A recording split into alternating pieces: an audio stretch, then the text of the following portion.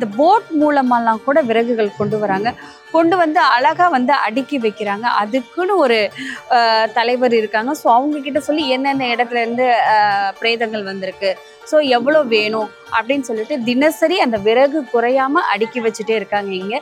இங்கும் இந்த மாதிரி எப்படி சொல்றாங்கன்னா வந்துட்டு விறகு இல்லாம இருக்கவே இருக்காதான். நிறைஞ்சு நிறைஞ்சு நிறைஞ்சு நிறைஞ்சு விறகுகள் இருக்கும். நிறைய பேர் அவங்களோட இதுக்கு நாங்க வாங்கி கொடுக்குறோம் அப்படின்னே வாங்கி கொடுப்பாங்களாமா.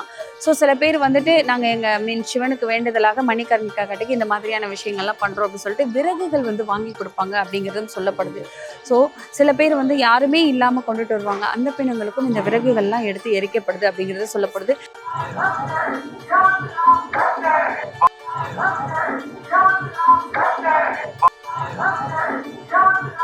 மணிகர்ணிகா காட்டில் இப்போ நம்ம எங்கே நிற்கிறோம் அப்படின்னு பார்த்தீங்கன்னா, என் பின்னாடி பார்த்தா தெரியும் பிணங்கள் எரிஞ்சிட்டு இருக்கு. இங்கே தான் எரிய வச்சுட்டு இருக்காங்க. எல்லா சாம்பலுமே பறந்து வந்து நம்ம மேலே விழுந்துட்டு இருக்கு.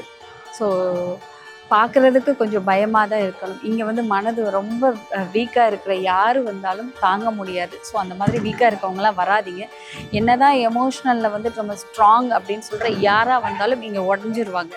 ஸோ மனசு ஸ்ட்ராங்காக இல்லைன்னா இங்கே யாருமே வராதிங்க. ஸோ எல்லா இடங்கள்லையுமே பிணங்கள் வச்சு எரிக்கப்பட்டுருக்கு. இதில் என்னென்னா எங்கிருந்து உடம்பை கொண்டு வந்தாலும் உடலை கொண்டு வந்தாலும் முதல்ல அந்த உடலை வந்து கட்டின ஒரு ஆரஞ்சு கலர் துணியில் கட்டியிருக்காங்க.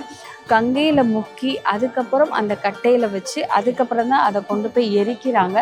ஸோ எரிக்கும் போது என்ன சொல்கிறாங்கன்னா வந்துட்டு எரிக்கிறது பார்த்தா என்னதான் சொந்தக்காரவங்கெல்லாம் பக்கத்தில் நின்னாலும் இங்கே எரிக்கிறதுக்குன்னு தனித்தனி ஆட்கள் இருக்காங்க. ஸோ அவங்க தான் அதை எடுத்து வச்சு எரிக்கிறாங்க.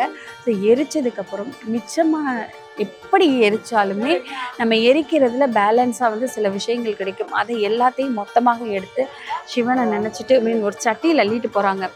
மொத்தமாக கூட்டி அள்ளிட்டு போய் கங்கையில் போய் கரைச்சிடுறாங்க. ஸோ மிச்சம் இருக்கிறத சொந்தக்காரங்க சொந்த பந்தம் பக்கத்தில் இருந்தால் அவங்க கையில் கொடுத்து அந்த கங்கையில் கரைக்க சொல்கிறாங்க.